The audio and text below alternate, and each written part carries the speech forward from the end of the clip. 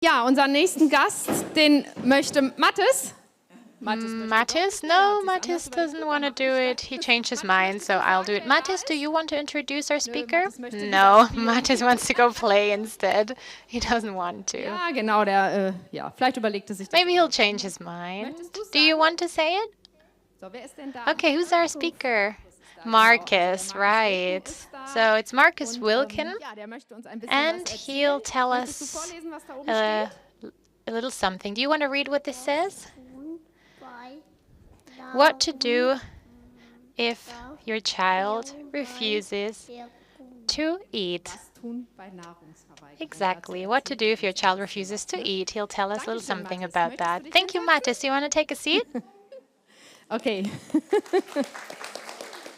Da kannst dich da hinsetzen. You can sit over there, and I'll hand over to Markus. Great to have you. Maybe just very briefly, Mathis started to be weaned off the tube at the age of 3. We did it together, and before that he didn't eat anything orally. But since then, he has been eating on his own, and we don't need the tube anymore.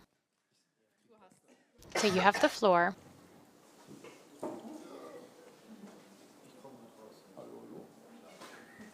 Hallo, hallo. Jetzt hören wir nicht. Jetzt hört man mich. Ja, Okay, now you can hear me. Great to have you all. I hope that you enjoyed the last couple of days and you learned a lot already. And you also had some fun, I hope. über Charge-Kinder oder von What Charge. I learned about Charge Kids or from Charge Kids is that there's never enough fun to be had. You should always have even more fun. And Mathis was very impressive to us because we still know him as the ketchup mayo child. It's a long story. I'm not going to tell it, but he's the ketchup mayo child. Even my wife knew that the ketchup mayo child would be here, so he really left an impression on us. I'm going to tell you a little bit about nutrition, tube dependency, eating, food, what can we do? And I know those who are affected have, of course, 200 million questions, and I'll try to answer 2. I don't know which 2 yet, but I'll try to answer 2. If you have questions later on, feel free to ask them. As you can tell, you don't have to call me doctor or anything like that. You can just call me Markus. I still regret the doctor because people have been calling me Dr. Wilken since then, and I hate it. Okay, let's get started. What is a disorder of eating behavior even? Dazu müsste man eigentlich mal wissen, was wäre ein normales Essverhalten. Well, to answer that, we'd need to know what a normal eating behavior is. Who of you has a totally normal eating behavior? Okay. Who of you does not have a normal eating behavior? Okay. So you can see my address at the end. If you have private insurance, I'm happy to help you. No, jokes aside. We have some internalized ideas of what is normal and what is not normal. And with everything that I'm going to tell you, there will always be things where you'll think, yeah, right, that's what my kid's doing as well. That's how it is for us as well. And maybe it's because of Charge, maybe it's because of our upbringing, or maybe it's simply because your child is a little bit different or prefers different things or doesn't like the consistency or the taste of certain foods. So some things seem to be normal to us, but they're not clinically relevant at all. For example, Markus, the person standing in front of you, likes to eat greasy food. Every week, I could eat 2 to 3 pieces of butter. I love greasy food. And if you want to torture me, you're going to put me on a diet with little fat. Low-fat yogurt is torture for me. I can't eat it.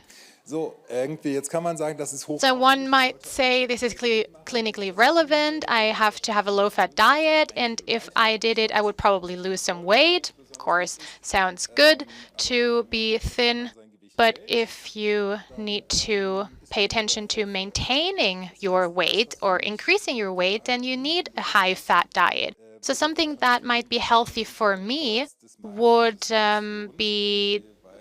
would cause damage to the gastrointestinal tract of someone else. So please keep that in mind. We shouldn't think in norms only. But okay, let's go through this list from the top to the bottom. This is somewhat the severity of disorders of eating behaviors that could happen. This interest in food, for example. So they think, I could do without food. If I didn't have to eat, then I wouldn't. That's how kids seem to behave. So you ask them, do you want some more food? No, I don't have to, no. So it's a feeling of they never really have an appetite and are really excited about the food in front of them. And if they have a choice between eating something and drawing a picture, then they would always choose drawing the picture regardless of what food they have available to them. Then limited food intake. Again, don't think about norms.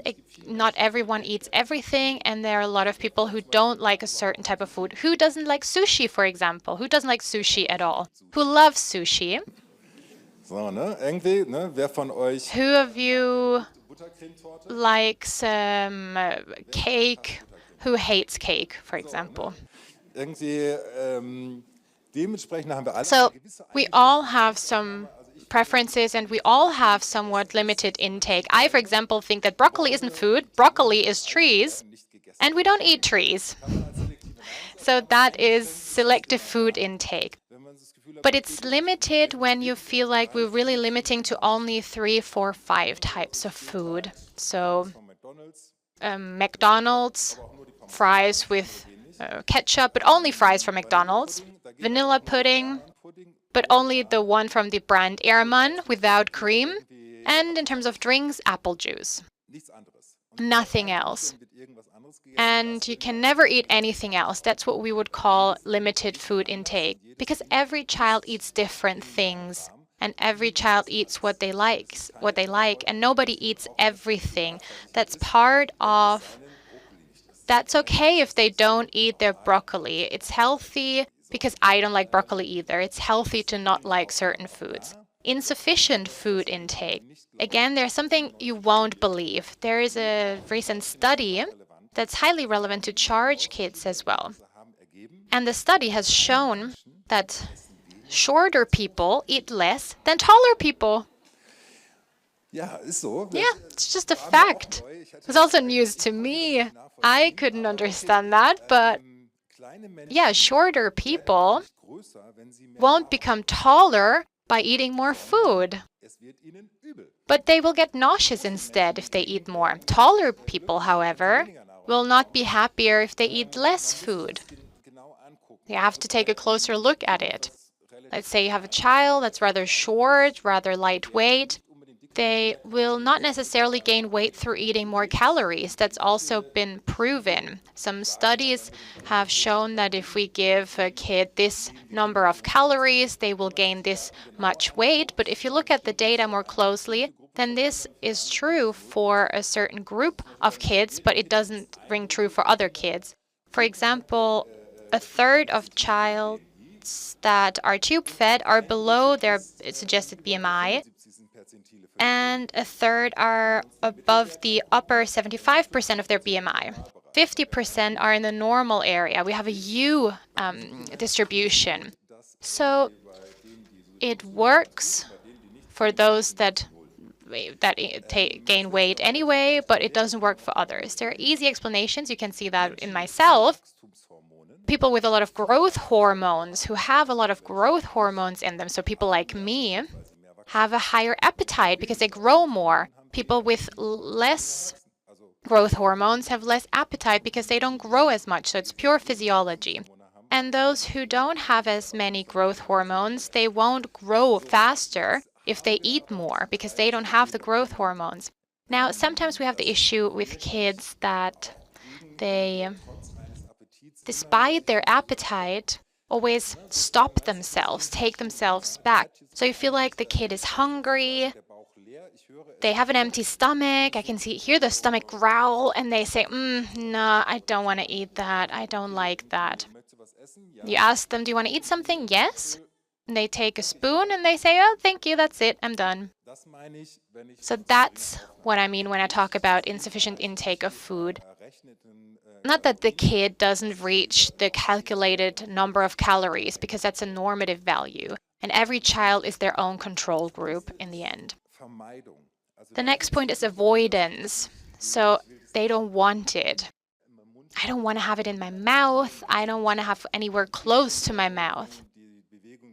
So when you move the spoon towards their mouth, you can already tell they're pulling back their head. So, I don't want this. No, thank you. No, I don't want it. And then they start to move their head already in anticipation. Oh, there's going to be food? Great. Ah, no, I don't want it. What's interesting about this is eating is a physical activity, not something we do with our mind. So an example that I mentioned a couple of times already, some of you know already, you can take a nap if you've heard it already. So you sit on your couch, eat some chips, and you don't start eating just automatically. You don't think of eating chips first, but you sit down on the couch, turn on the TV, and then you start eating chips. And as soon as you start thinking about it, you think about the fact that you're eating too many unsaturated fats, and it's not good for your belly, so I will stop eating chips. So our head holds us back when it comes to eating. The more we work with our head, and the more our child is in its head, then the less it'll eat. The more it will say, no, don't want that, no, it's not the right color, not the right consistency, I don't want it. So we need a lot more physicality when it comes to eating. We need that moment that we all know, couch, chips, and TV. That's what we need. Maybe a soccer game and a beer as well. I'll add that to the equation. That's what we need, basically. Next thing, next level of severity. So now we're slowly getting into the levels that we're usually working with. So the last 4 groups are most prominent for us. So it's a stress reaction. And stress is something that comes upon us, basically. It's not something we actively do. We are not actively stressed, but we get stressed by something else. So spoon is coming, and then we have this reaction, oh my God. So it's not, I don't like it. It's really like, oh.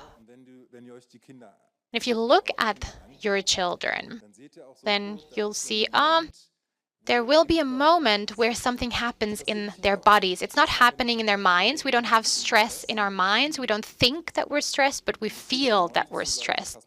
And it doesn't help to say, well, there's no reason to be stressed. Calm down. It doesn't help for adults either.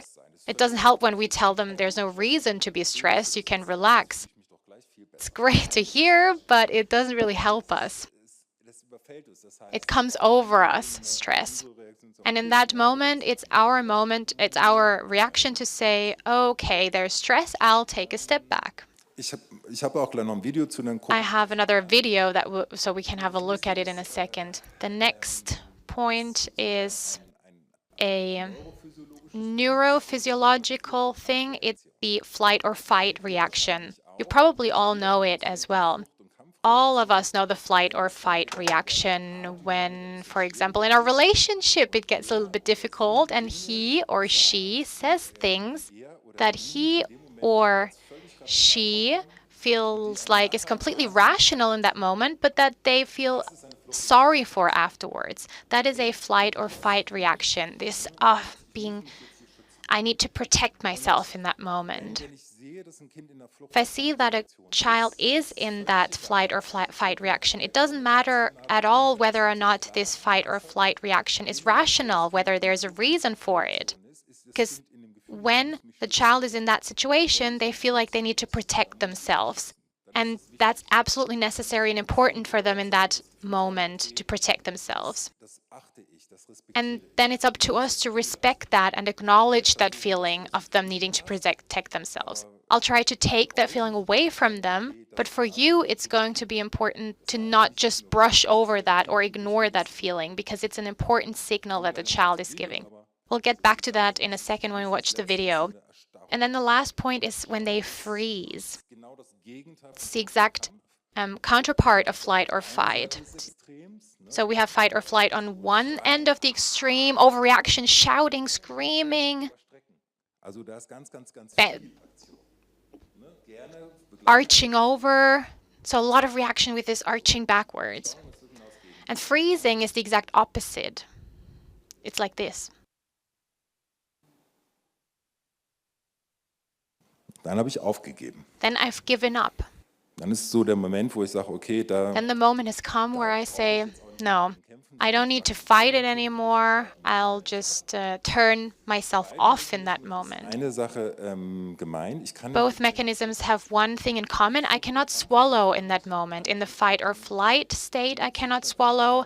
And in the state of freezing, I cannot swallow. So not just because I don't want to, it's not a mental thing, but neurophysiologically speaking, I cannot swallow in that moment. The swallowing is actively blocked. The sympathetic part of our nervous system blocks it. And the autonomous nervous system is also blocking for us from swallowing. It all happens inside of us. So when I have food in my mouth and I'm in that fight or flight state, my aspiration risk increases. And secondly, the probability that the child will say, oh, it wasn't actually that bad, is almost zero. The same with us. Imagine you're extremely angry and somebody puts some chocolate in your mouth and tells you, oh, just eat some chocolate and relax, everything's fine, everything's gonna be fine. That's probably the moment where you're becoming a threat to the person in front of you. So that's a moment where we need to take a step back and calm the child down. You can handle all of that, control all of that, but you should know where we're at on that scale. So, eine Frage, die wir uns ja gestellt One question that we always ask ourselves, because we have a lot of tube-fed children or formerly tube-fed children, we always ask ourselves, okay, is feeding disorder and tube dependency the same thing? And so we compare them. And we just asked the questions, what symptoms are happening every day? All of that was published in a paper. The first interesting finding was we asked the question in a normal kindergarten, how many times do they refuse to eat? How many times do they vomit? How many times do they gag? How many times do you need to force them to eat? And the result was that the parents didn't understand the question. They said, well, what do you mean they refuse to eat? And we said, yeah, how many times does your child refuse to eat? And they said, what do you mean? They didn't know what we were talking about. We had big difficulties collecting this data because they didn't understand what we asked them. And now you can see the frequency per month. So how many times per month does a child refuse to eat? So it's 0.1 times, so practically never. It's very rare in a normal population. That means when parents come to us and say, well, I have an issue, then they do actually have an issue. That was our conclusion. Because nobody who doesn't have that issue says, well, I always wanted to get to know you, always wanted to shake your hand, because we heard that you have good coffee. And that's not the reason for parents to come and see us. Parents of children with a feeding disorder, they understand that, they know what it means that your child refuses to eat, because I see it every day or I see it every month in my child. They don't see it as often as parents of children who are tube-fed. They see that even more frequently. So that's understandable. Of course, when calories come through the tube, I don't have to eat them. That was also a very interesting finding, because after breakfast, you don't eat breakfast because you've already had breakfast. It doesn't matter whether it came through the tube or if you ate it, it's irrelevant, and that's logical. I never understood why this shouldn't apply to tube. So it's a bit more frequently. You also have vomiting in people with a feeding disorder, and it's more frequent in children with a tube dependency. Forced eating, it's more frequent in children with a feeding disorder, but not significantly more frequent. And now you can remember the figures, and then you can calculate what that means per day. Both groups reach a number of 7 to 10 times per day of a symptomatic meal. So if you have 4 to 5 or even 10 meals, that means it happens at every meal and it dominates our everyday life. Because if you get up every morning and you think, well, either today there's going to be a miracle or during breakfast my child won't eat, then that's how it is. And somehow I need to make sure that my child gets the necessary calories and nutrients. And then we have the same situation at lunch. And I never know if my child is going to eat. As parents, that causes us stress. Because I never know. I can never rely on the fact if the person in front of me, that little person, does what should be the most normal thing in the world. And the thing that everyone does. When I then ask my grandparents, aunts and uncles, they say, well, have you tried this food? Have you tried that? That can't be. Every child likes to eat. Give them to me. Probably he'll eat with me. I'll manage. I manage to feed every child. You all know what they tell you. And that, of course, gives you a great feeling emotionally. You feel really appreciated. There is someone who understands me. And then I'll tell 5 more people because probably they'll have great tips and they won't be annoying at all. So there's not just figures that you can see here on this screen. There's also some pain and suffering. These are real people. There's a story behind these figures. These were people that told us their stories and that suffered from their situation. Of course, you can't always write that when you publish a paper, that we're talking about people and not just about median values and so on and so forth. But that is always my conclusion, and that's also a reason why I'm here today. So, das ist ein schöner Satz, das ist von This is a nice sentence. Mr. Lichtenberg said that. I stole that. Of course, you don't need to read his works. But it says children show consistent behavior when they're really motivated to do so. So this was about motivational theory. So children will only show consistent behavior when they are really motivated to do so. Well, nice phrase. But what does it mean for us? Well, a child will only refuse to eat when they're motivated to do so. They will only gag if they're motivated to do so, because it goes both ways. A child that likes to eat shows us that they're motivated to eat. A child that refuses to eat shows us that they're motivated to not eat. Und dementsprechend ist unsere Idee immer Therefore, we reunited a child with their parents. She found her mom. So we shouldn't just see it as a behavioral issue, because that's what you see when you look at it. Like watching TV, you see something, okay, that's the problem, that's a symptom, that's what the child does, that's what mommy does, that's what daddy does. And then I can describe it, but I still don't understand it. I rather need to ask myself, what motivates the child? So I need to try and understand the child and their motives. So really understand, what are you trying to tell me? We don't see symptoms as symptoms, but we see them as questions that children are asking us. What do you want? What do you not want? What is important to you? What are you trying to tell us? What's behind your behavior? We shouldn't just stop at seeing a symptom and saying that needs to be gone. The child can only give up the symptom when the topic or the problem that they presented us with is solved. And then we have to try and solve that. Well, this is how we could solve it. This is how we cannot solve it. Yeah, maybe this is a better way, and so on and so forth. So we need to find out what the child needs. And that's, of course, different for every child. And completely regardless of the diagnosis of the child.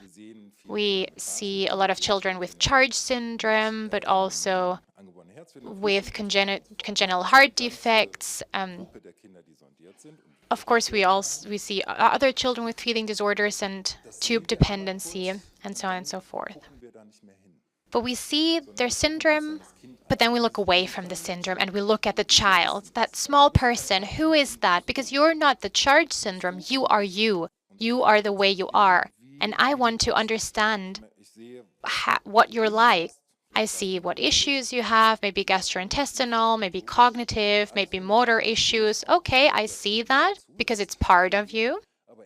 But first and foremost, I'm interested in what you're like. If you look at me, maybe you can see Dr. Wilken at the Institute for Tube Dependency, has given talks, has been traveling internationally, or you can see Markus. You can choose. You can choose who you want to see. I prefer Markus personally, but there's also Dr. Wilken there somewhere. Das heißt, wir gucken uns So we look at the needs of children and adults and older people because there is a congenital or there's a natural needs structure. You'll see that in every person. That's the, first of all, physiological needs. You need to sleep, drink, clean yourself. These are things that we don't really pay attention to until we need to act on them. For example, when I'm hungry, I need to eat something. That's not just a physical need, a physical disposition, but for example, when I'm hungry, I also get in a bad mood. If I didn't shower for 2 weeks, for example, I would at some point long for a shower. It hasn't happened recently. I can shower quite regularly now, but that's how it would be. If I had to urgently use the restroom, I wouldn't be able to give this presentation. So our body tells us very clearly, well, it's nice that you want to give this talk now, but actually you'd need to pass on the floor and go to the restroom first. Luckily, I did that before giving my talk. So it's not just a physical need, it also does something to our mental state. Then we have an attachment need, connection need. That's what you're doing all day. There are people that you maybe met last year, and then you're really happy to see them again. You want to know how they're going, how their kids are going, how their house is doing, how their grandma is doing, and so on and so forth. So you're forging these relationships, and so are the kids. So it's a basic need to stay in touch with each other. And this nice word, feeding, always contains two people. Feeding doesn't work alone. Feeding means that there is a person feeding the other person. And if you think about it, later on as an adult, when you start dating, there are two possibilities. Either you meet someone and you want to schedule a date with them. Are you going to clean your car together, wash your car together, or are you going out for dinner together? So eating also contains a lot of emotions. I taught my boys, for example, if you ever want to be successfully dating, you need to learn how to cook. So attachment, connection is connected to eating. Most of the time we spend with our kids, we spend it at the dining room table. We play with our kids, but who really plays with their kids for 4 or 5 hours a day? But who has 4 or 5 meals with their kids during the day? So a lot of the time is spent eating. So all of that connection is related to the eating topic. It can be strain on a relationship. Hello. Na? How are you doing? Ja, ja, alles gut. Aber Oh, all good. musste auch in die Richtung. He needs to go that way, actually. Also aber auch, dass die Bindung oder die Beziehung, die ihr zu eurem Kind habt, But the relationship that you have to your child can also be the solution. So you can actively help your child because your child will not trust anyone more than you. Certainly not a giant like me. When I come through the door, they'll tell me, "Oh, I'm eating. Don't worry, I'll eat." da brauche ich euch schon so ein bisschen. So I do need you, otherwise it's difficult. So, heißt, da könnt ihr eine ganze Menge machen. So there's a lot for you to do here. Sometimes you feel like, well, I can't do it, I'm not getting any further, it's stressful, I failed, everyone else is managing but me. And I can like to continue the sentence with blah, blah, blah, blah, blah. Because no, that's nonsense. I've been doing this for long enough to tell you that the parents of the children that I'm dealing with are usually not idiots. They're not. They're normal people like you. So be brave enough. And curiosity and exploration needs. We eat because we're hungry. But now, if you looked at the buffet earlier,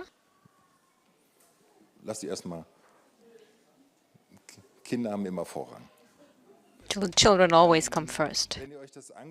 So if you think about what you did at the buffet, you'll have checked it out. Is there anything for me here? And I was really pleased to see there was a lot of potato salad. I had no need to be on the picture, so I got a huge amount of potato salad because I just love it.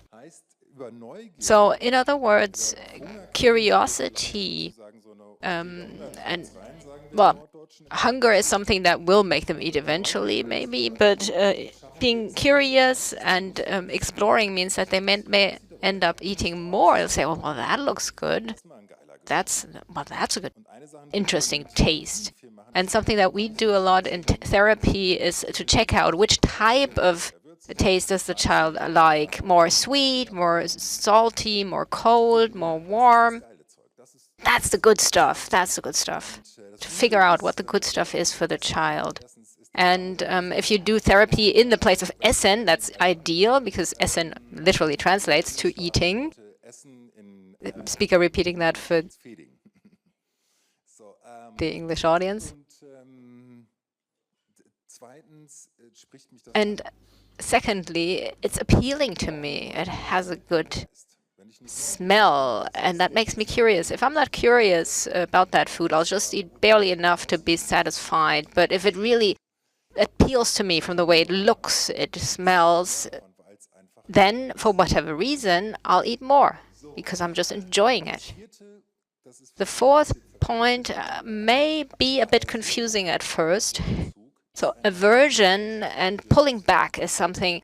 Withdrawing, that's something that is a normal human need. I once ran an experiment in a workshop with therapists, and if you know therapists, don't ever send them my way for workshops because they'll never know what will hit them, what will expect them, what they'll expect. So there was a recipe for a sort of cookie, very creamy. It was sort of a chocolatey cream that you could shape in the exact way that you'd form dog poop, for instance. It looked like a lot of little turds.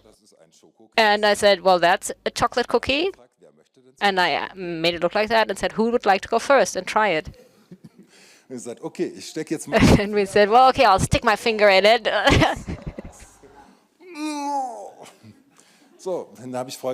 And then here's what I did. So I took this little shovel and I smoothed it out, just smoothed it out. And that made it just wonderful to eat with a spoon, but not as long as it had the shape of a turd, because that just makes us respond. That's not something we can eat. So, and if you have that sort of reaction in a child, then there's some sort of turd association going on. If you're telling the child it's healthy, it's really tasty, and all kids like it, and that's the response of the child, then it may be the turd symptom. It doesn't help in that situation that it happens to be a chocolate cookie. Same thing the other way around. We can't, well, no, let me think. Yeah, the other way around would work, wouldn't it? So it's a natural need, which means that I'm trying to protect myself. So you have to ask yourself, why is the child doing that? And it may seem completely absurd to us and like a huge problem. So why is the child doing it? It's trying to protect itself. The same is for withdrawing. We all need a break at some point in time. And over the course of us being together here, you'll get to a point where you see, well, there are too many people here, and I'll just need to go back to my room just for a moment, just be by myself. So withdrawing is a regular human need to begin with. Now, the problem that we may have is that this need is too pronounced in these children, and it overwhelms the other needs. And if you get aversion for whatever you're offering the child, then you won't get to the point where you can meet the physiological needs. You won't get to a point where actual eating will happen, because it might be a turd after all. It might be great. It might be a turd. But now just picture, if you don't exactly know whether what's sitting in front of you happens to be a turd, you're not sure. It might be great, it might be wonderful, but it could be a turd.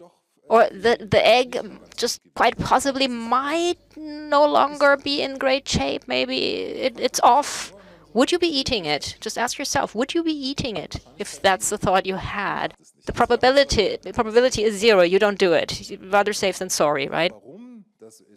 Now, why that is something that you can often figure out. But to begin with, if that is the situation, then you need to see how can you reduce that need in the child, give the child time, make the child know that it doesn't need to protect itself, it can trust. But you can't break this aversion. It's not a struggle, it's not a fight. It's not trying to break your way, force your way through this aversion. That would not work. We need to see what is it that you need. Where do you stand at this point in time? And I'll get to that in a moment. And last item, which is also very nice and helpful in terms of therapy, we also have sensual needs. We may enjoy being touched. We enjoy if things smell good, taste good. We want to feel comfortable. We want to spend time lying around in a bathtub. And that is a need that the children have too. It may be somewhat buried at this point in time. The child may not realize it has this need, but that's not to say that the need isn't there. You can figure it out. You can get to that need. And there are a lot of therapies where you may have a chocolate pudding in front of you, and then you see slight interest in the child, and then you take your finger and you do this. Man sieht auf der anderen Seite so. And this is what you'll see in the child. Sieht lecker aus. Looks good, doesn't it? Oh, no. Guck mal. Just look at me. Wirklich gut. It's so good. Perfekt. So good. It's perfect. It's just the right temperature and consistency. You can tell something's happening. That's not to say that as a child you'll say, well, great, you've eaten this or it, so I'll do the same thing. But you can tell that the need is there. And then, well, you can say, well, you take your time. I've got my chocolate pudding. I can eat it, and, you know. The less you eat of it, the more I have for myself. So all of these are possibilities that can be pursued. So if you think about your children, all of these are possibilities that you can work with. All of these are needs that you can uncover in your children. There's nothing greater than to uncover things in one's children until they become adolescents and just get on your nerves. But if there's something that you want to take home with you in terms of a message, think about this. Where do I see this need? Where do I see that need? And be prepared. Every 10 seconds, there will be a new need. It's not possible to miss a need. There'll be another one, or it will come back. But this is something that we base our therapy on a lot, and that's my recommendation, to try that approach. Right. Now, I'll talk a bit more about aversion, because there are a lot of misunderstandings tied to this. What are the classic indicators that a child happens to be in this state of aversion? It's not behavior, it's a state. It's like being sad. Being sad is not a behavior. Well, how are you behaving? Well, sad. No, that doesn't work. Being sad is a state of being, and the same is true for aversion. And from the outside, independently of whether it's to do with feeding or other options, what we tend to witness is crying, vomiting, and just utter unwillingness to do something. Even children who just aren't willing to put on their shoes may end up vomiting. That happens. What's important to realize is that this is not a disordered behavior. It's an attempt at self-protection that to us may seem inappropriate, but it's the decision of the child whether the child feels like it needs to protect itself or not. It's not about how my view of that happens to be. And aversion is not something that tends to be helpful. It doesn't put things in order. You might say, what's he getting upset about? Can't he just quietly say he doesn't like it? No, it's aversion. It's not about finding a solution at that point in time. We're not as cognitive as we think we are, and we're not as clever as we think we are in some cases. What that is a cry for help. Something's wrong. Something's totally wrong. Something's not right. Something really is not okay. Something needs to change immediately. That's what this is. It's very urgent. And in line with that, we have to see that this is a signal to us, a signal also that has to do with connection. And the most frequent misunderstanding is if you have a child screaming at you, getting angry at you like that, you may end up thinking, child doesn't like me, right? So he's screaming at me as I'm trying to feed him. No, he's screaming at the food, not at you. He's trying to let you know that you're supposed to stop. So the message is not he doesn't like you. It's the opposite. In fact, if he didn't like you, he wouldn't be showing it. He wouldn't be showing this. Then he'd be left with a feeling there's no point in it anyway. That person doesn't get me anyway. What the child is showing is that the child is placing trust in you. Picture the following situation. Different context entirely. So you happen to have a friend who just was informed that his wife is severely ill. She's in hospital. It's a life and death situation. That person is sitting with you at the table and is saying, why? He's wondering. And we've got the kids and sitting there crying. So that's nice classic aversion behavior. Would that make you think that your relationship with that friend is not good? It's not okay? No. The person is trusting you. That's why he came to see you. So try to look at things from that perspective. It's something that's meant to activate you in order to put things in order, because babies are competent, no doubt about it, but they can't do everything. They need parents, adults that put things in order for them. And often we can't manage to do it, but it's about changing what one is doing. That's the idea. That's what aversion is about. Right, so let's look at what that looks like. This is one such example for aversion. Da sitzt die Mama. You have the mom sitting here. I'm sitting over to the right from where you are sitting. Da ist was zu essen drin. So there's food inside. He has a nasogastric tube. Video 12 Monate alt. 12 months old in the video. Mama rührt ein bisschen. So mom is doing a bit of stirring. Mama holt den Löffel raus. Mom's pulling out the spoon. The facial gestures are changing. Sie ein bisschen hin und her. Moving back and forth a bit. There's a cookie he's got in his hand. So. Ne, das ist so ein klassisches. That's a classic fight-flight aversion. And you can tell that prior to that, he was flirting with her. Hey, how about the two of us? It's me. There was a connection. It all went smoothly. It was just at the point where she pulls out the spoon that you can tell that's the reaction. Oh, Mom, we were just having fun. And at the moment where she approaches him with a spoon in the direction of his mouth, you can see that's where the emergency program starts running. And as soon as she's taking the spoon away, he calms down again. It takes a moment, but he'll calm down again. So you can tell he's got a big problem with that spoon, but not a problem with the mom at all.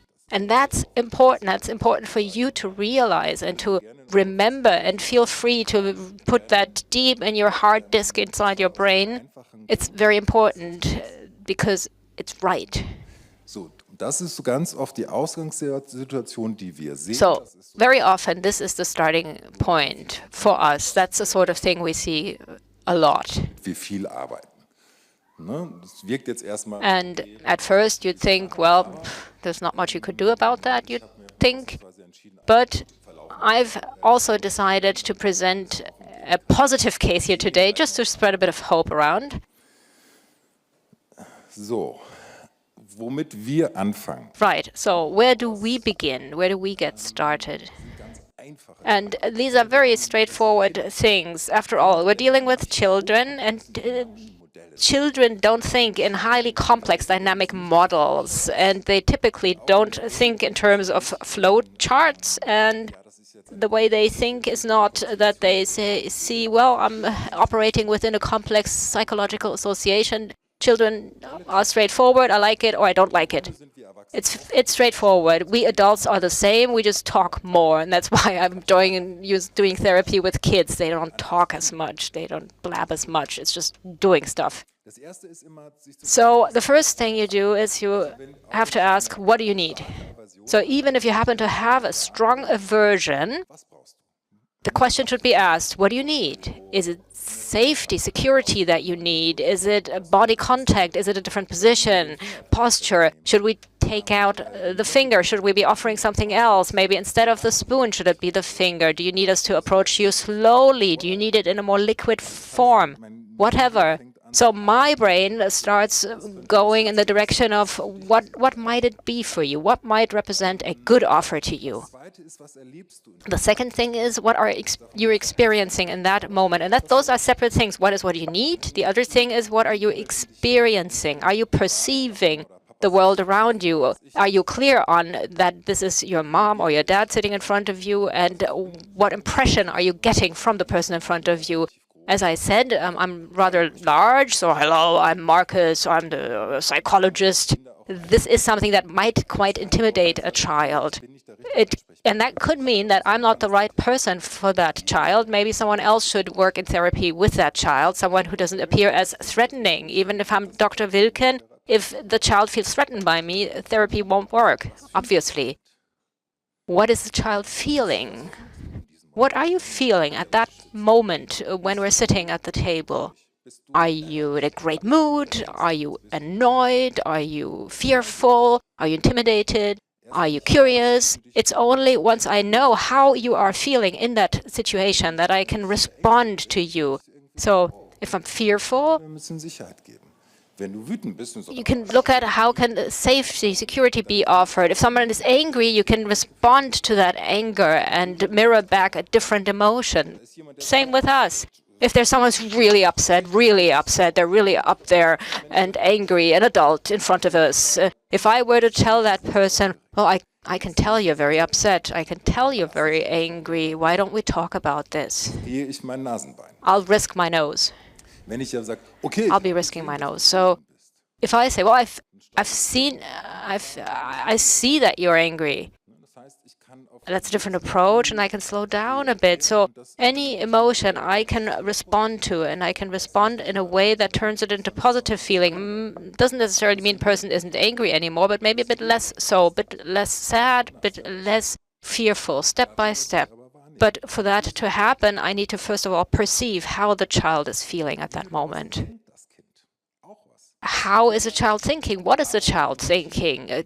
Children work in routines, things happening in routines. And same with mealtime. The child will know what will be happening. Mother will know what will be happening. I'll pick up the spoon. You'll turn away your head. I'll be following with a spoon. You'll avert your head again. And then I'll put down the spoon. And then we'll do that 3 times in a row because we said we have to keep working at it.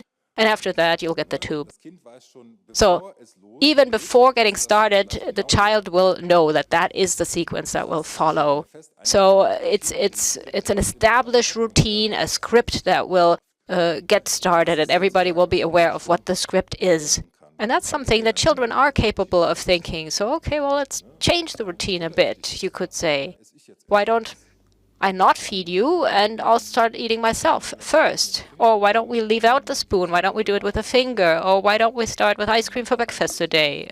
Or why don't I just give you the tube afterwards? So, and I'll just do it depending on how I feel. So, with gut feeling.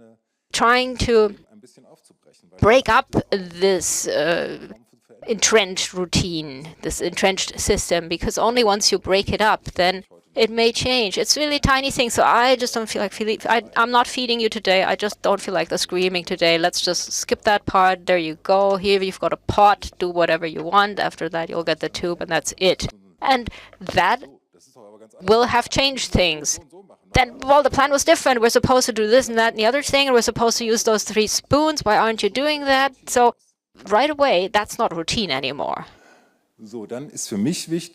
And what's important for me personally, what's important for the child in terms of building relationships. There are kids who are quicker to establish a relationship. Some are slower, some are cautious, some have no limits. So how can I establish a good relationship with you? And that's not to say that we don't take into account physiology and any medical conditions, underlying conditions. I'll be aware of that. I'll have read about it. I'll have spoken with the doctors. I'll know what the child has got and what I'm not supposed to be doing. But in terms of therapy, I'll have to keep that at the back of my mind, because otherwise I won't be seeing the child itself. I'll just see the charged child, the hard child. But it's not a charged child, a hard child. It's a human being. Last question, and we've been speaking a lot about the child. What is it that mothers, fathers, the couple, and the therapist or therapists need? What are they feeling? What are they thinking? What are they experiencing? What is it that all of them need? And we've spoken a lot about the child, but there's this thing, what are they called? Parents. Parents, they don't have what are they called? Needs. They too have needs. They too establish relationships, and that too needs to be part and parcel of this in therapy. Now, as part of therapy, I'll need you, because these are your children. So when I have parents come to us for therapy, I'll be there, yeah?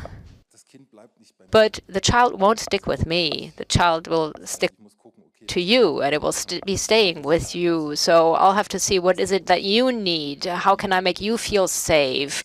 What's making you feel insecure? How can I give you some support? And sometimes I manage to do that quite well, sometimes not so well. I'm just a human being after all.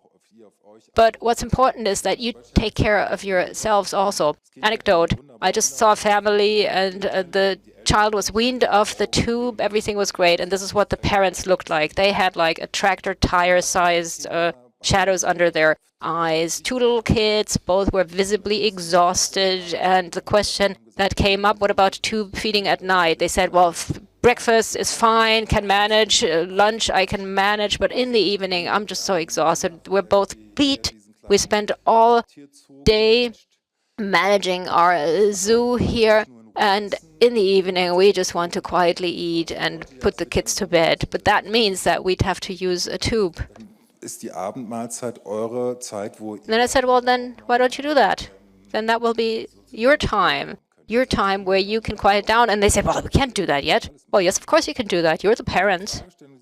So their question that came up then was, does that make us bad parents if in the evening we do tube feeding, although we know that we could do the evening also? And my answer was, well, why not doing dinner?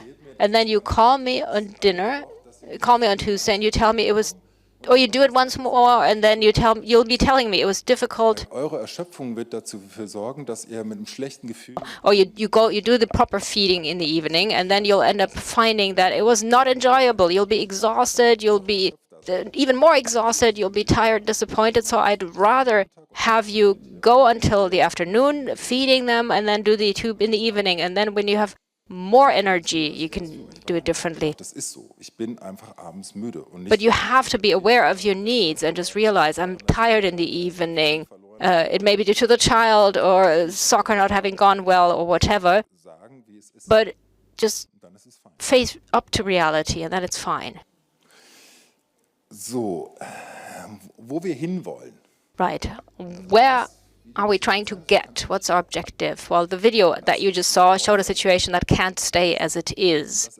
What we want to happen is that the child is experiencing things differently. Our objective is mouth opens, food goes in. That part is clear. However, that is not necessarily our objective here. Our objective is that the child starts experiencing things in such a way that it enjoys it, that it thinks this is cool. And that happens when it's experiencing things differently, and then it won't be defensive anymore, then it will be feeling safe, and then you've got a stable basis for a relationship regarding in terms of feeding.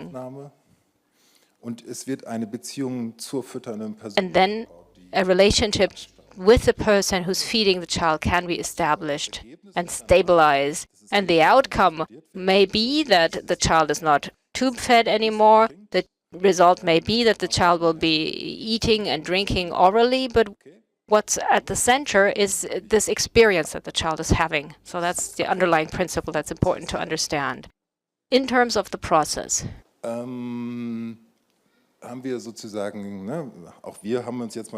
We also decided to come up with a 4-stage model because everybody's doing it, right? So we start with diagnostics. That is, we look at what is it that the child's got, what does it need in terms of medicine, in terms of swallowing, eating, the stress that it's experiencing, how are the parents feeling. So these are the 5 different levels we're looking at in all children, irrespective of what sort of child it is. And we take 2 to 3 weeks to do that. We get all the doctors' letters that you've set up. Well, maybe not all of them, but all essential ones. The personal record was a 300-page package of doctor's instructions that we all read. And it took a long time. 300 pages are a lot. And the way that physicians write these things is not necessarily humane. So we're happy to look at those. We'll come up with a report that we send to you saying what we think is possible and what isn't. With some children, you can say 100% off the tube should be possible. That's not possible for all children, though. We have to check how can we get it to be fed orally, so as to then in the long term get weaned off the tube. It's good if you have a bit of an expectation and experience of what can be expected. Sometimes our expectation is more accurate, some less. We're pretty good at it, but it's always just an approximation. Nevertheless, once we've done that, we start getting prepared. So if the family is from somewhere near, we'll get together every 2 weeks. If the families are far away, we'll have a video chat, a Teams meeting, look at them eating or having the meal, and we look at what could be changed. How can we nudge things in the right direction? And with kids that have strong aversions, that can take a bit longer. Then we may say, well, it's better to first reduce things with the child. If you have a child that has medically complex challenges, heart surgery coming up, hip surgery coming up, catheter work coming up, then we say, well, the tube feeding is important, but it's not urgent. First, finish those parts and not wean the child off the tube, and after that, have the child put in a cast. That wouldn't be helpful. And the same is true for children who often get infections. If you have such children that constantly get infections, don't do the therapy in December necessarily, where you know they'll have pneumonia in January. So keep an eye on that, keep that in mind, and not do things that are obviously not the right approach and won't be going well. And then we'll have intensive therapy in Essen. And typically that will last 5 to 10 days. And I'm sure you'll think that's horribly short, I know, but we've been preparing for this. And the reason that this is so short is that we have one therapist working with one child. It's not 10 children and 2 therapists. It's not 25 children and 1 therapist. It's 1 child, 1 therapist. Sometimes it's even 2 therapists, 2 children. So we'll switch back and forth a bit. But the idea is that what we need is a therapeutic relationship. I need to get to know this particular child, and the child needs to get to know me. So, say, if tomorrow Petra were to show up, but for lunch, Markus will be there, and for dinner Tony will be there, the child will be wondering, well, who else is coming? Is this is this a whole collection of people who'll be showing up? So it's always the same therapist, one therapist, but we have the option of taking turns with two.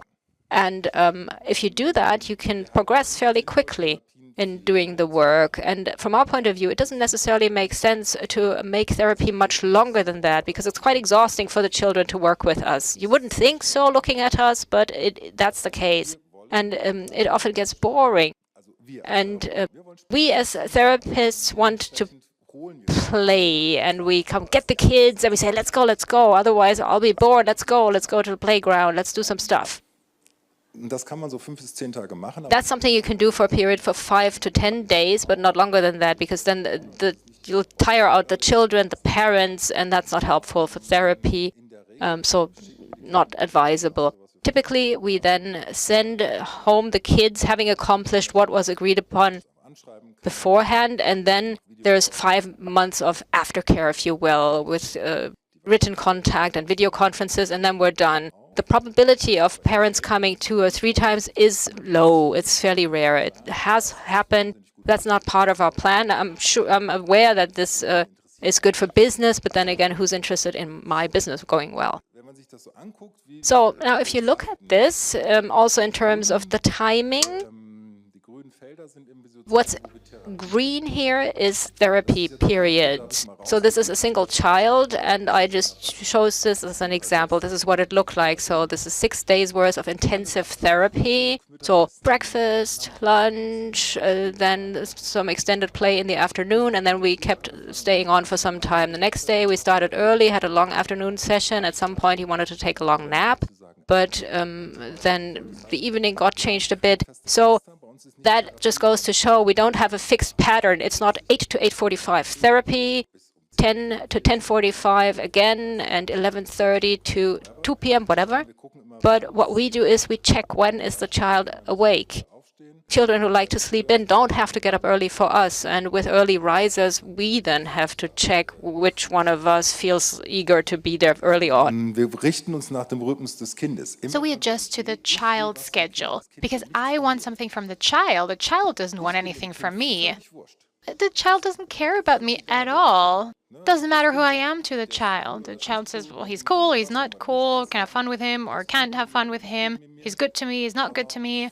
But if I say, okay, now you need to adjust to my schedule, the child says, well, just bugger off, basically. Und wir wollen ja auch sozusagen ein Essverhalten auf. And we want to build up a certain eating behavior. And if we want to do that, we need to adjust to the child's routines.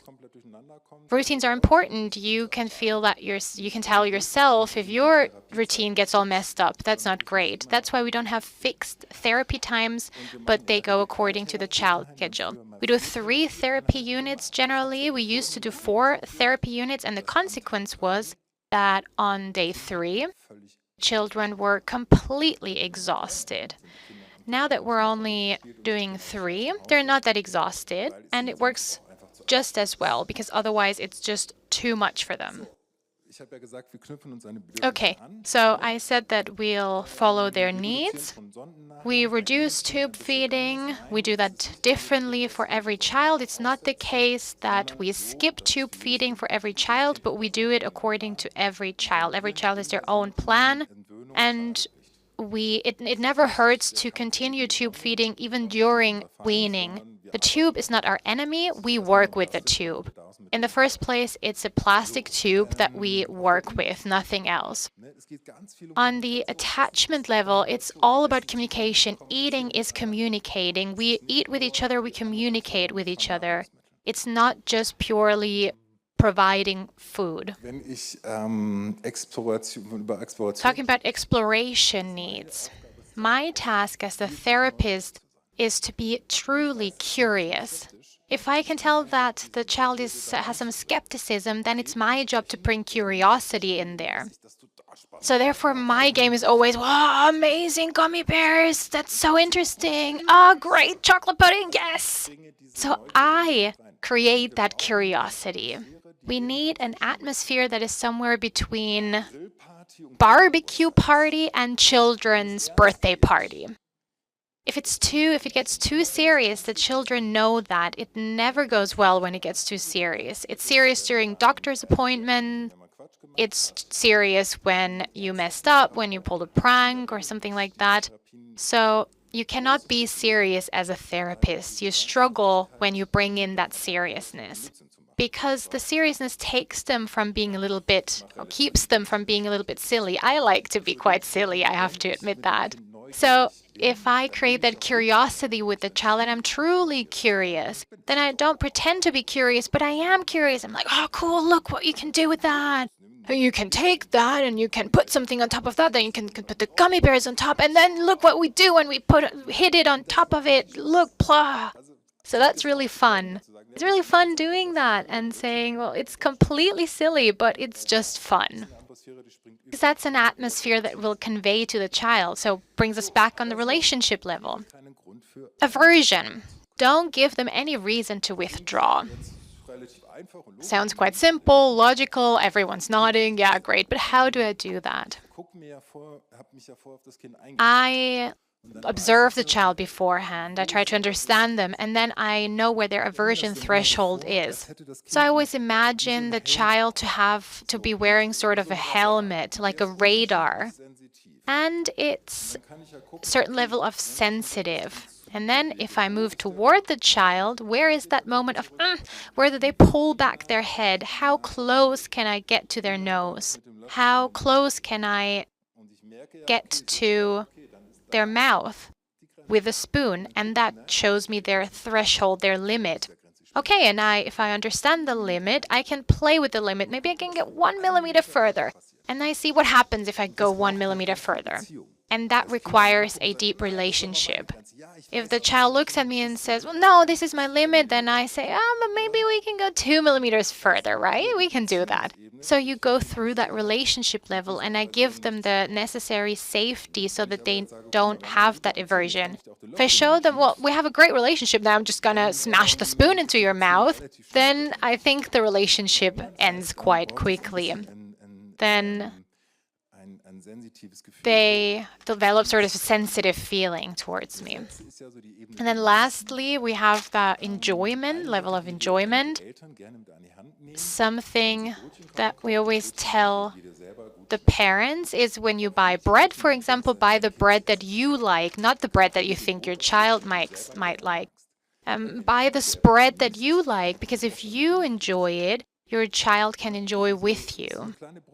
So it's quite simple. If you order food for lunch, for example, don't pay attention to what your child might eat, but order what you like. Maybe your child doesn't like sushi. Maybe it will never eat sushi. They don't have to, but it's about you showing them, this is tasty. And if you don't like sushi, don't order sushi. I've been talking a lot about relationships. What does that even mean? How do you build a relationship? How can you also use a relationship therapeutically? There are 3 different methods, not from me, from Mr. Lackman. Don't get me wrong, this is not from me. The first one is that you need constant regulation. My own regulation, how do I feel at the moment? Because if I'm in a bad mood, and if I go to therapy in a bad mood in the morning because the bus was late, because it's raining, because I had a fight with my wife, and I sit down and tell them, okay, now we'll get started. It will, of course, be great. It can't go wrong, right? No. I have to look at myself. How am I doing? Yes, it was raining, but it was also a little bit funny. And then I'm more relaxed when I go into therapy. The same goes for the child. I need to see, okay, where are you at the moment? And now? Okay, we have a stable relationship. Now it's going well. That's not enough. I have to re-regulate all the time. What do you need now? And now? And now? And the child realizes, okay, there's someone who's curious for me, who tries to find a solution with me. There will always be moments in every relationship, also in a relationship between parents and children, where there will be a short disruption or interruption. It can come from the parents because you saw a very important Instagram post that you urgently need to look at because the world will end if you don't look at it right now. Or because the Amazon courier rings the bell and brings us our new gadgets that we ordered. all of that happens, of course. You might be able to relate to that. Something like that might have happened before. Doesn't matter. But then you need to reconnect. Tell them, just a second, I'll be back in a moment. I'll just have to pick up the package. Oh, yeah, sorry, I looked at my phone. Now I'm back with you. But the same can happen from the child, that they interrupt that contact. Then my task is, how do I get you back? The child is too little to re-establish that relationship.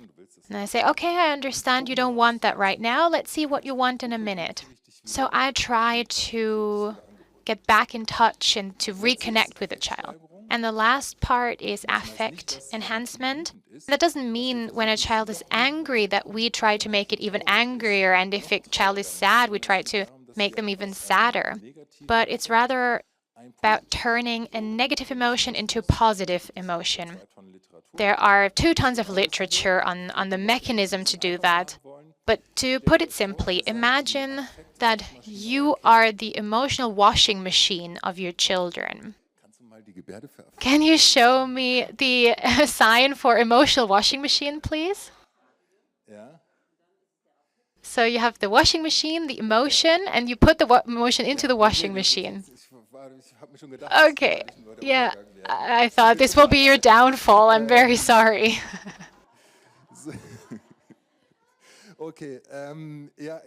All right, so you take the negative emotion of your child. Your child looks at you very angry, like that. Okay, really angry. They're mad. And now I have to try and get the child out of this madness. If I also do that, if my child's angry, then it's not gonna get better, right? Can't work. But then I can say, just a second.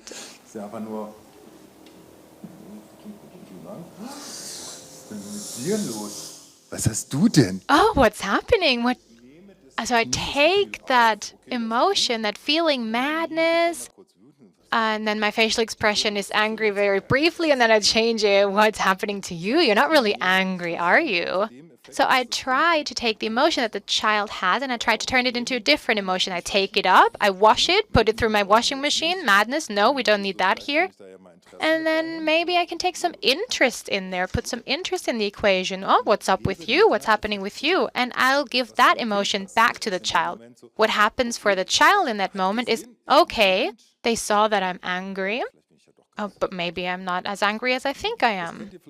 So maybe you know it from the playground. Child is walking, child is falling on their knees. Big drama, crying. I go there and say, oh, what happened? Well, let me have a look. Well, oh, yeah. Oh, yeah, you fell down, right? Okay, well, all right. I'll blow on it. Well, all right, done. Should we go on the slide? That's emotional regulation.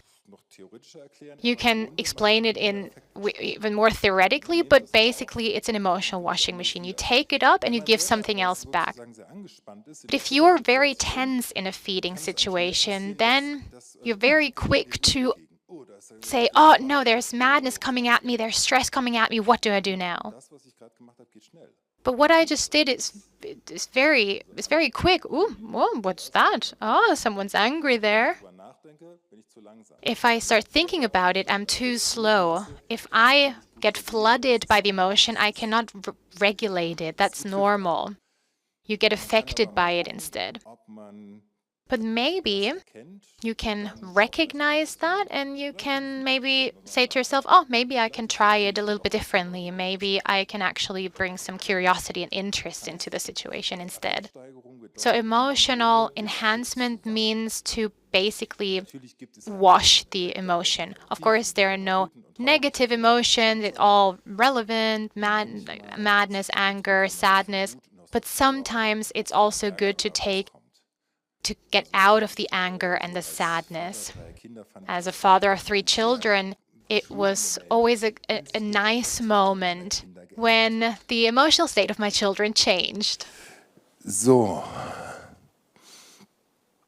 Ich habe ja vorhin gesagt, wir sehen Symptome. So earlier I said we see symptoms as questions of the children towards us. So they don't just refuse to eat, but the child is trying to tell us something. and we need to give them an answer. I'm angry because my signals were ignored many, many times. Then it's about conveying, yes, we've ignored your signals many, many times because you required some medical treatment and it was on the ICU and there was no other option. And it was absolute and utter shit, completely. It was shit, I understand you, but it's over now. This is the thing from the past. It's over and we're not doing it anymore, right? That brings me back to what I mean by giving an answer to what the child has experienced. Because the child is not necessarily angry with their parents, but with the fact that they were hurt. And I would be as well if I was being hurt. Every emotion pushes us into a specific direction. Sadness is different to anger. And nobody wants to have an ever-smiling parent in front of them. So we said that we need to be always friendly, we need to create a nice atmosphere, regardless of what the child does. It's a very angry child, and we say, oh, the food is nice. And then the child thinks, oh, my parent is a little bit crazy. When a child is angry, they have that reaction, what do you want from me? And then I give them that reaction, why are you angry? Tell me, what is up? So that brings me in touch with the child. Maybe the child cannot tell me, but they understand that I understood that they're angry. Yes, I realize you're angry, but I'm also annoyed by it. But I try to communicate to you that you need to give me something other than anger. You need to show me what you need. And now can we continue eating, please? So I start working with the emotion. I'm giving a reaction or an answer to the child. And the answer is not always, I'm always happy and friendly. When someone's sad, I don't react like this. Oh, why are you so sad? What's happening today? That's incoherent. That doesn't fit with their emotion. It's more like, oh no, what's happening today? Oh, it's the worst day of your life. You didn't sleep enough. Okay, well, tomorrow will be better. And now let's maybe read a book because then maybe we'll get better already. So, I can look at what comes before such a situation, so immediately before such a situation, and I can look at what happens after a situation, such a situation. So what do I want? What do I want in terms of the outcome of this situation? So in my small brain, I sometimes try to imagine, okay, how do I want to leave this room today? How do I want this room to look like after I've left? So I try to say, okay, this is the starting point, and this is what I want the end point to be. That gives me, as a parent or a therapist, an idea of where I want to go. And then it's easier for me to get there. So it's like, if I think that I want to get to Paris, it's good to have a map or Google Maps with me that shows me how to get there. And sometimes it helps me to anticipate that path and tell that to the child, no, we'll finish the meal first. Because I want us to finish the meal before we do something else. Children often react to what we want. If we ask, it's always a nice story that parents tell, do you want to do that? Do you want to put on your gloves? Do you want to put on your hat? Do you want to put on your jacket? Do you want to brush your teeth? Do you want to do your homework? And the answer to those questions is usually no. Nobody. Do you want to do your tax declaration? Oh, weirdly enough, we still do our taxes because otherwise we'll get a nice little letter from the financial services and they point out in a very friendly manner that they ask us to do our taxes or they shut off our accounts. So if you tell them, well, let's do that now, let's finish that meal, let's put on our shoes, let's put on our socks, let's brush our teeth, it will be less problematic. It doesn't always work. So if you tell me tonight that the toothbrushing issue is solved because Markus just told me that we will brush our teeth, it's not as easy. But it helps you to say things and not ask for them. If there is no alternatives, and if there is an issue with the autonomy of your child, there is a nice phrase, we don't negotiate with terrorists. So what I try to do, I see and I hear you. And that means I understand everything and I see everything. Even if you really getting on my nerves right now, I see you. I see that you're angry. I see that you're sad. I see that you're mad. I see that you're happy. I see that you're currently being a lazy ass and you don't want to eat. I see all of that. And I'm trying to regulate your emotion. If you're sad, I'm going to console you. If you're a lazy ass and don't want to eat, then I tell you, well, let's finish our meal because this is not what we do in this house. I'm showing you a limit. I'm showing you, I'm giving you a limitation. So every day with every child, I have to evaluate again and again what do they need, just like with their siblings, because if they're stressed at school, if they were fighting with their peers, they also need a regulation when it comes to eating. And they sometimes need it even more urgently than our charged child who is sometimes in the middle of things. Okay, so I explained a lot of these things already, so I'll move on to the next slide. Weil blank ist alle Theorie.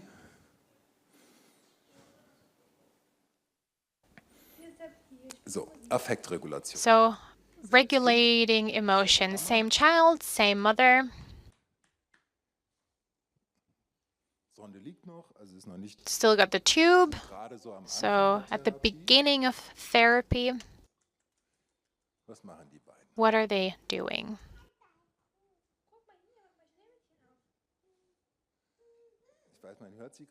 I know that you can't really hear her, but she's talking the whole time. She's just babbling. She's telling the child something.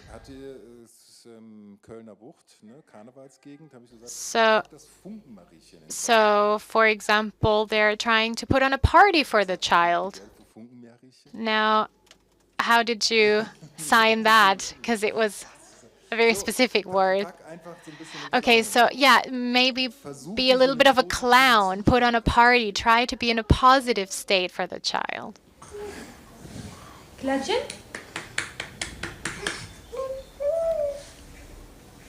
Mama? Mama, Mama, Mama? Mama, Mama,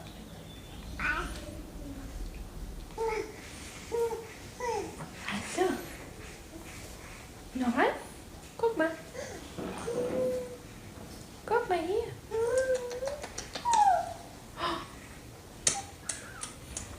Guck mal, wie die beiden miteinander verbunden Look at how they're interacting, the two of them. Jetzt muss er sein Ei legen. And now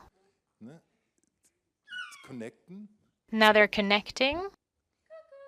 Jetzt macht er eine Pause. Jetzt Now he's taking a break. Now she's getting him back. So, hello, where are you? Aber sie reden miteinander. They're talking to each other. She's not talking at him, positive emotion and so on, but she's also waiting for him. I react to you, I get you back. I'm also giving you a break if you need it.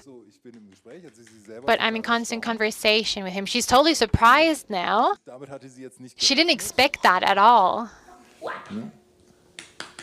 So, ne? Und hier ist auch so, da merkt man so, oh. And now you can tell, oh, okay, some gagging, and then that's the end of it.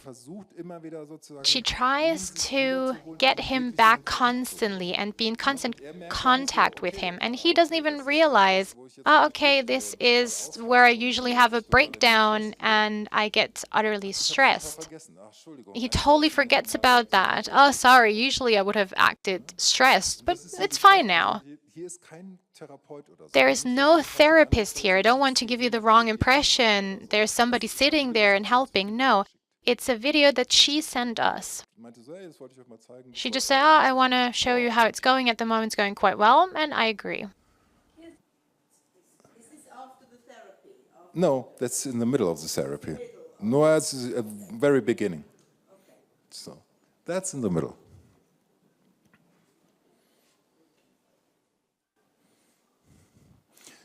So, jetzt ist die Sonde draußen. So now no more tube, drinking situation. And now we're doing something that's forbidden. He's allowed to watch TV and drink at the same time. Goes against God, you go straight to hell for it, and you'll be banned from therapist's heaven. And this is how I'll end my presentation.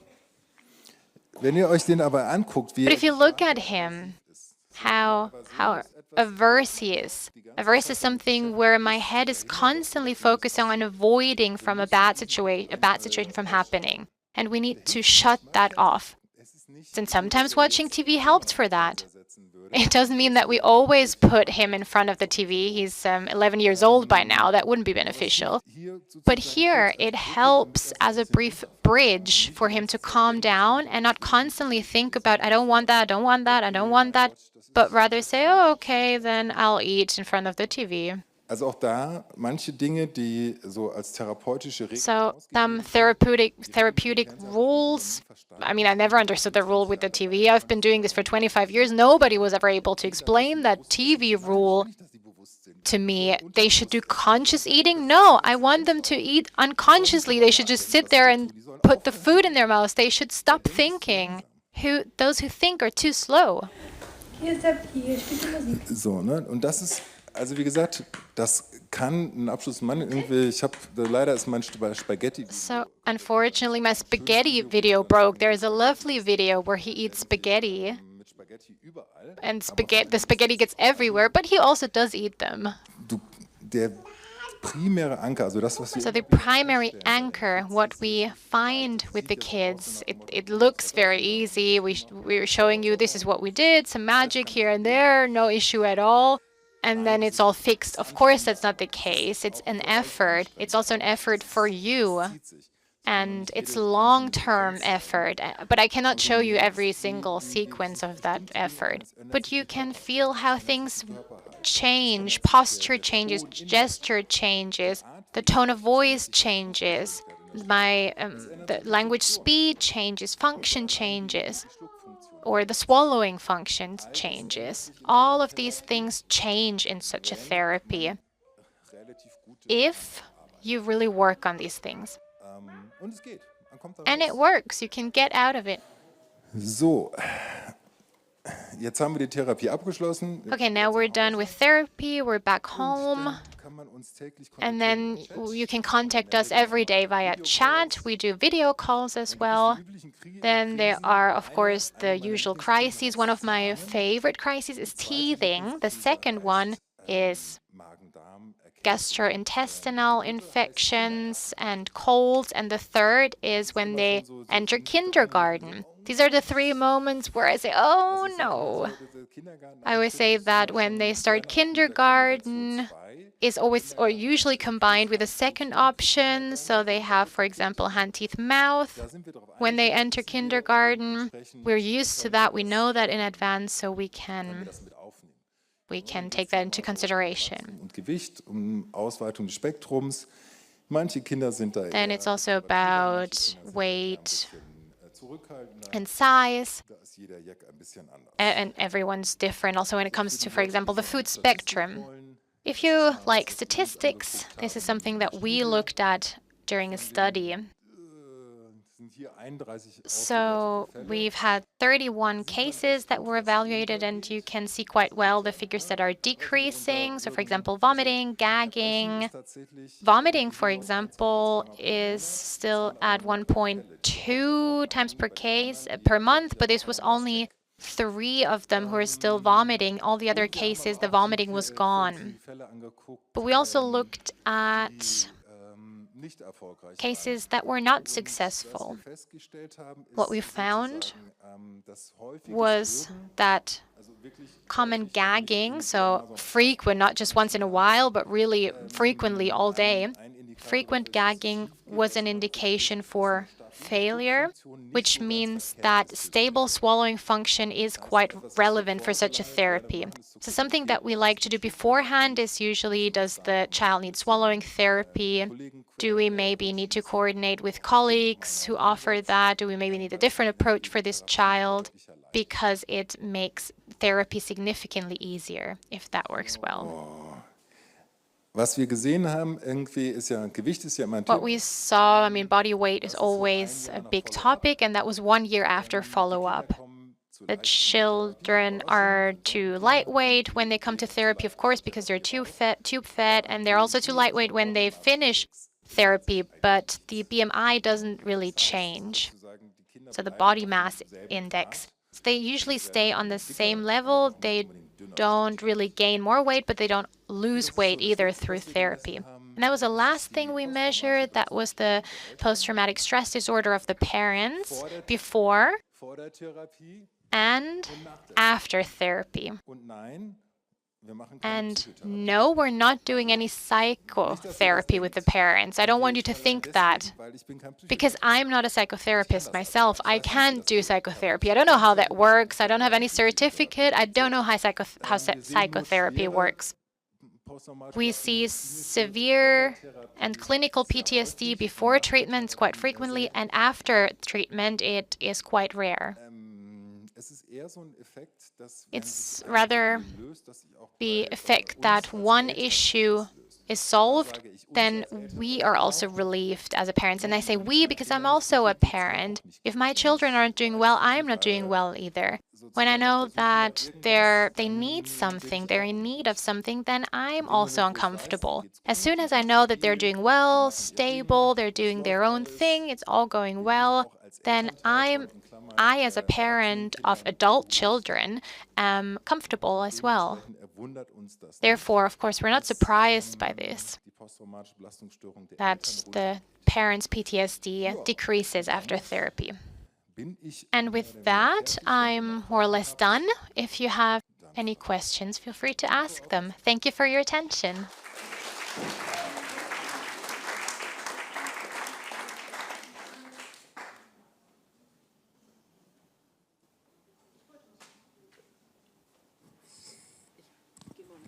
Ja.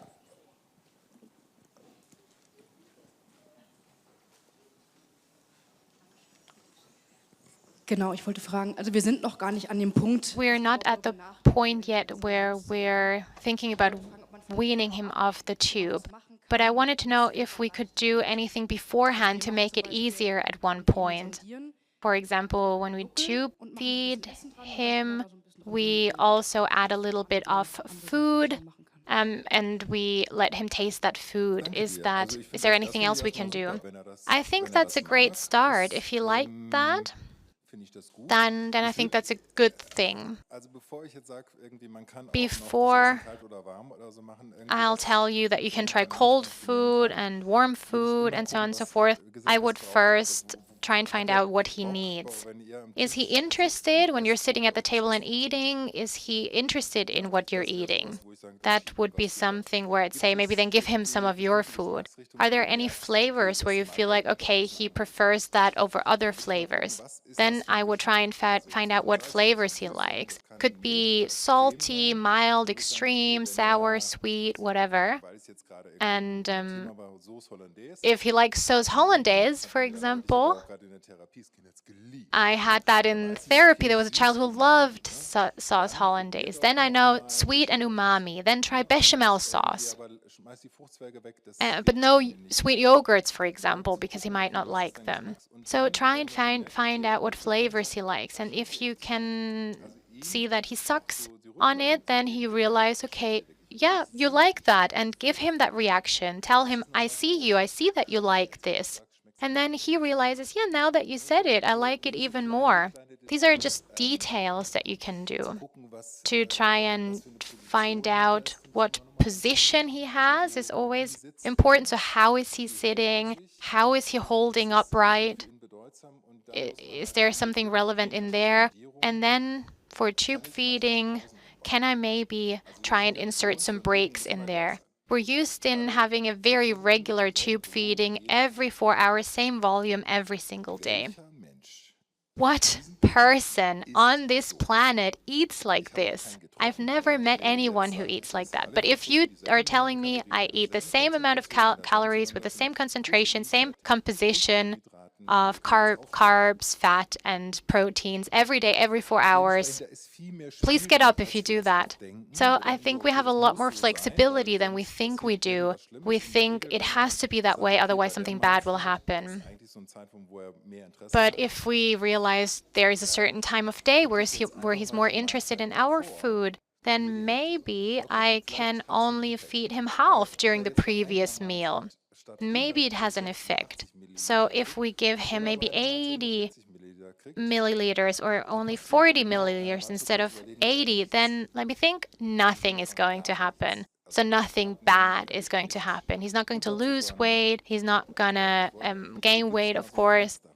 But you'll just adjust that particular time window, and you can play with that a little. Really play with it, literally. If we think of tube feeding, you always think it has to be the same way at all times. It doesn't have to be that way, scientifically speaking. And something that we tend to forget is if a child tells me I don't want to be tube fed, and I do tube feeding, then it's a legal breach as well. A child has their own will, and they might tell me, I don't want to be tube fed, then I have to follow that wish. Unless the child has a very rare metabolism condition, glycolysis type 2B, where something bad might happen. But if they don't have that, which is quite rare as well, then, well, okay, then do without it. So that takes pressure away from me, because I'm only allowed to do tube feeding upon indication, and the indication doesn't have to be that it's on the plan. So you can play with it. Okay.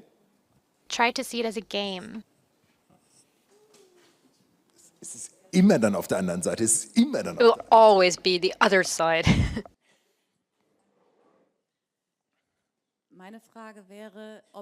My question is there a risk that I could miss out on something? My son is 12, no longer has a tube. He has a favorite milk. He drinks a lot of that, Tritia, it's called. And for oral feeding, he may manage one egg yolk, a quarter of a banana, which may take 45 minutes. And I used to say, I don't care. He's good the way he is now, finally. But now I'm fearing that maybe I'm being too relaxed about that, and that he might miss out on something, that he may end up not learning it at all properly. Question, what's his view? Answer, well, as long as the health insurance scheme will pay for the milk, he's all relaxed. Would he be less relaxed if the health insurance would not pay for it? Answer, yes, very much so. We had problems with them shipping it. He's saying that very clearly. He's very aware of that. Well, in that case, I would say you'll only end up missing out on something once the health insurance stops paying for it. I mean, he's 12. He's not adult, but he's an adolescent. He's in puberty. He's probably annoying, but he's a self-determined young man. You can't tell him, you're no longer getting the milk, you're now getting schnitzel and French fries. He wouldn't manage that. Well, there you go. So you can also say, well, tomorrow you'll fly to school, and we're not giving you a plane. He wouldn't manage that either. So keep checking, where is he now, and what does he need now? And check whether he would like to change something. Mother says, well, he thinks food is stupid, really stupid. Well, yes, but he's 12. So I can tell him, well, the food is great.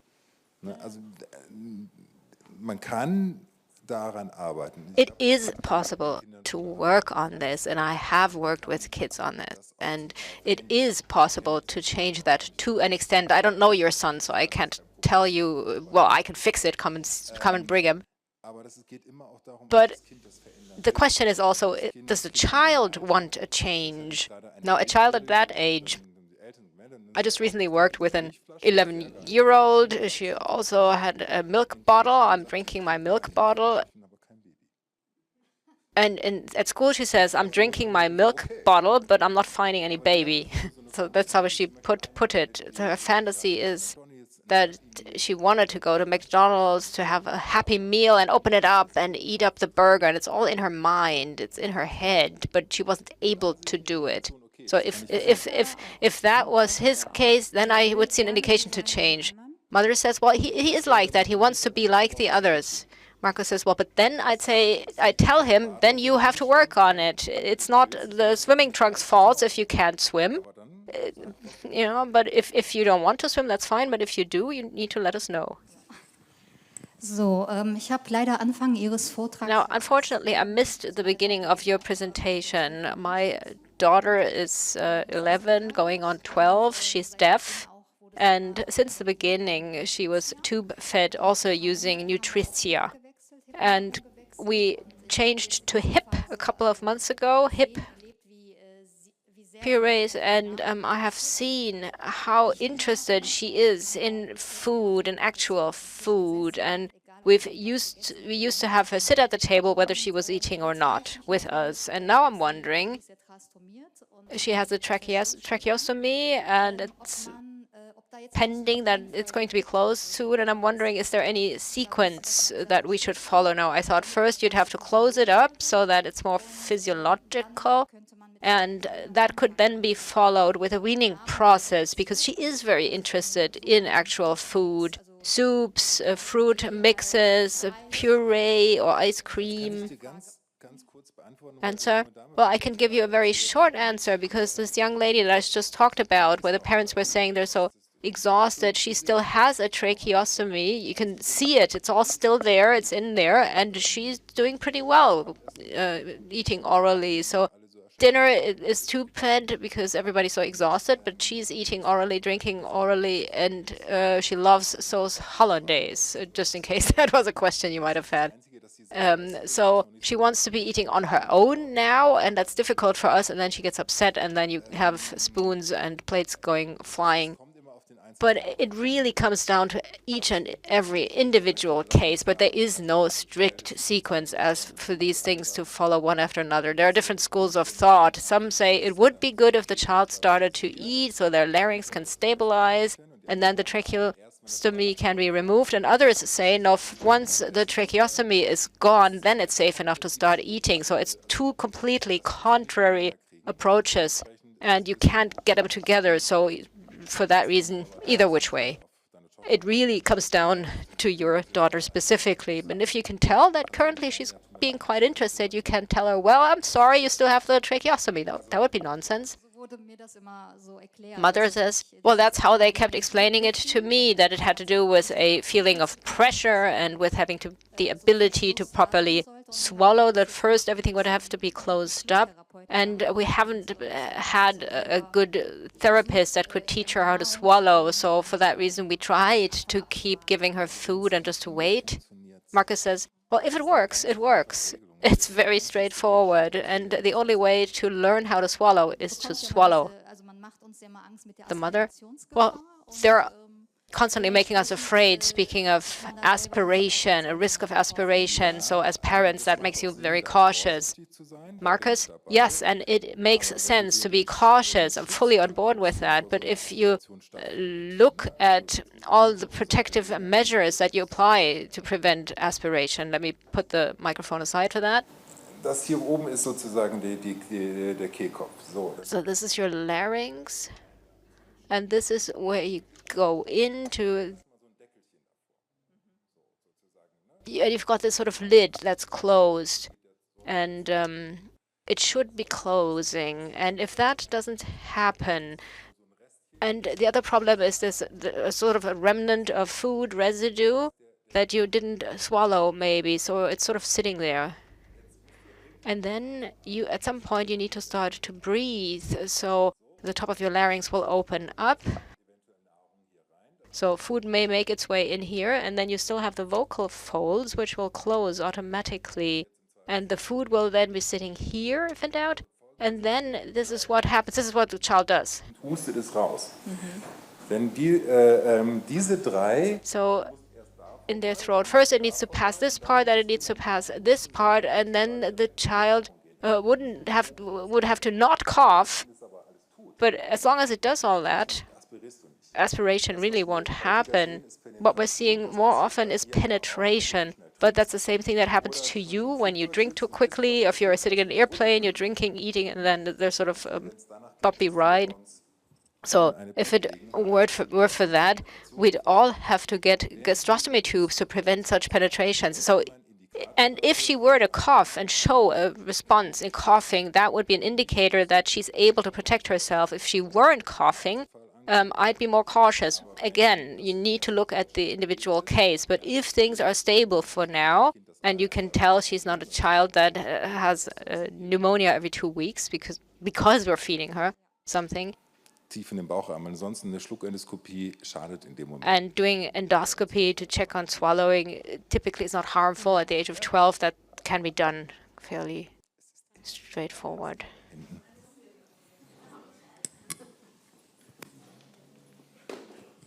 Also wir haben es ziemlich ähnlich wie Our case is quite similar to what was just described. We have a boy aged 10 with a tracheostomy. The head top of the throat doesn't close properly. We had diagnostics taken of the swallowing, someone who knows about tracheostomies, but putting the tube through the nose was terrible for him. But we haven't had good findings. We get to offer something in terms of taste, and he's very interested. He does that with his speech therapist, but just a bit of a finger. So the question that I have is, will it stay that way? Is there a way of changing it? Is it possible to embark on therapy or not? Answer, that's the $1 million question. It's one of those. Was ich jetzt sage, wird dann auch wahrscheinlich gemacht oder so, wenn schief. Also, if I were to say something, then you'll probably do it, and if it goes wrong, I'll be at fault. So, okay. The problem is when swallowing is being explored and assessed, if you can't really tell, then better be on the cautious side. If the epiglottis doesn't close, then you've always got a bit of a risk. What about mucus? Answer, we had to do a lot of suctioning in the past. These days, we really no longer have to. Markus, and if you offer him something to taste, will that cause more mucus? Answer, a bit more. How much more? I don't have the millimeter amount that I could tell you now. It's a bit. Markus? In that case, well, does he like it sweet or salty, whatever you're offering? Well, it's a shame. Salty would have been practical because that's something that will help break up the mucus. So same with NaCl, obviously salt, right? So to get rid of this mucus, if you have salty food, that will dissolve the mucus. If you have sweet food, that tends to rather enhance the mucus. Do you have a good therapist now for swallowing? Answer, yes. What does she say? Answer, she says, well, things are going quite well, but she's also saying, I'd rather be cautious, so a bit of a finger worth of something. We did Jello for quite some time now because the first assessment was similar, and after the second one now he gets to try everything with just a finger's worth. Well, the idea is okay to try to trigger this swallowing reflex, and we said swallowing can only be learned by swallowing, so what you'd like to do is to increase the frequency of swallowing, and by doing that to stabilize this act of swallowing. And if you have a good swallowing therapist who either has grandiose ideas and says, no problem, get him a bowl of French fries, or someone who says, good grief, let's not touch the child, something horrible could happen, that would be different. But what you're saying sounds like she knows what she's up to and what she's doing. So I just place my trust in her, because I can give you all sorts of clever ideas, but I don't know your child at all, and she's probably known your child for quite some time. Yes, 3 months. Yes, there you go. So she'll know what she's doing, and what you're describing sounds like she's quite reasonable. I just let her do her thing. Is that okay with you? Yeah.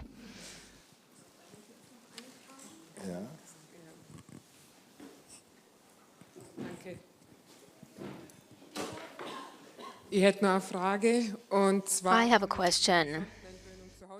So we did the weaning off the tube at home because doing it in the hospital ended in a disaster. And he hasn't had a gastrostomy tube for a year, but he'll only ever eat something that's pureed or yogurt. Should we leave it like that, or is there therapy or, I don't know, something that we could do to change it? Question, what would you like to happen? Answer, I just want him to sit at the table and eat with us and chew on a pasta.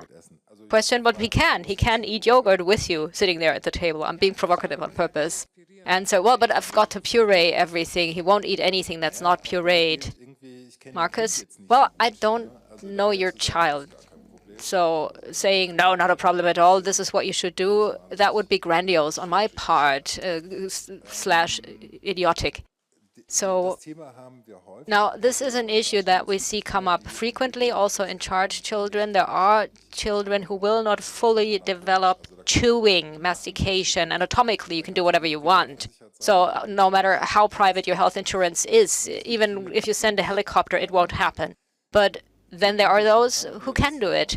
And we haven't really been able to figure out what makes a difference. And it's not that those who are severely impaired do it and the others don't. It's not like that. We can't differentiate along those lines, or any lines, really. A year post-weaning is not such a long period of time, even if it may sound and feel like very long to you. And I'm very in favor of leaving it up to the children. If they feel like picking up a pretzel, they'll do it. And if they don't do it, then it's because they know what they're doing, frequently. Of course, you can embark on 1,000 therapies. Probably there would be 1,000 people who tell you could do this, that, and the other thing. But it doesn't sound all that bad, what you're describing, really. It's fine for some kids. For some kids, yes, you might say, well, this could progress a bit now. But sometimes you also have to look at, is it my need for the child to look something else? But then, it's not the child's need, possibly, in some cases.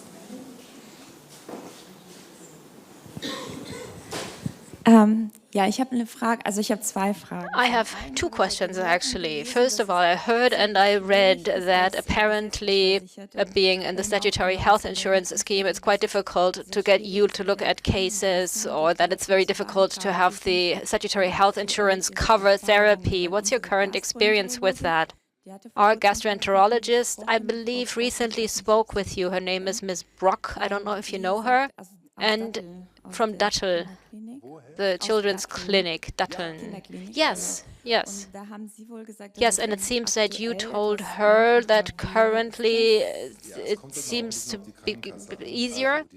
Answer, well, it depends on the statutory health insurance scheme. So let me take a long breath. And so what we're offering is not covered by the statutory health insurance schemes. There's no entitlement on the part of members of the statutory health insurance schemes to get what we offer. However, people have taken the health insurance to court, and the social courts have said that's really nonsense.